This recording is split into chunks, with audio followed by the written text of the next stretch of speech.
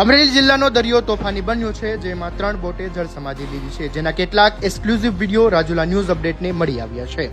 કુલ 28 માછીમારોમાંથી 17નું rescue કરાયું છે. 11ની શોધખોળ શરૂ છે. અમરેલી જિલ્લાનો દરિયો ભારે પવન અને વરસાદના પગલે તોફાની બન્યો છે, જેને પગલે જાફરાબાદથી 18 નોટિકલ માઇલ દૂર જાફરાબાદ અને રાજપરા બંદરની 2 બોટ સહિત 3 બોટ ડૂબી હતી, જે ત્રણેયમાં 28 માછીમારો સવાર હતા, જેમાંથી 17ને બચાવી લેવામાં આવ્યા છે, જ્યારે 11 માછીમારોની શોધખોળ હાથ ધરવામાં આવી છે.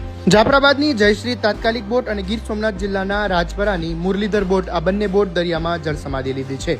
બંને બોટમાં 9 માછીમારો સવાર હતા, જેમાંથી 10ને અન્ય બોટ ધારકોએ રેસ્ક્યુ કરી બચાવી લીધા છે, તેમજ અન્યની શોધખોળ હાથ ધરવામાં આવી છે.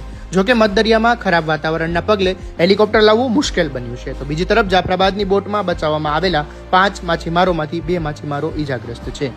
દરિયામાં ભારે પવન અને તોફાન વચ્ચે વધુ એક દેવકી નામની બોટ ડૂબી હોવાની ઘટના સામે આવી છે, જેમાં 10 ખલાસીઓ સવાર હતા, જેમાંથી 7 ખલાસીઓનું રેસ્ક્યુ ઓપરેશન કરી અન્ય દરિયા દોલત નામની બોટે બચાવ્યા હતા.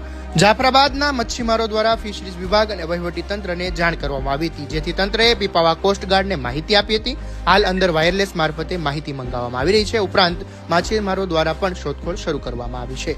જાફરાબાદ કોળી સમાજ અને બોટ એસોસિએશનના પ્રમુખ હમીર સોલંકીએ જણાવ્યું કે 2 બોટ ડૂબી છે, જેમાંથી 10 માછીમારો બચી ગયા છે. અન્ય માછીમારો અમારા બોટ ધારકો દ્વારા શોધખોળ શરૂ કરવામાં આવી છે. તો જાફરાબાદ ખારવા સમાજ બોટ એસોસિએશનના પ્રમુખ કનૈયાલાલ સોલંકીએ જણાવ્યું કે હાલ વાતાવરણ ખરાબ છે, તમામ બોટ પરત આવી રહી છે.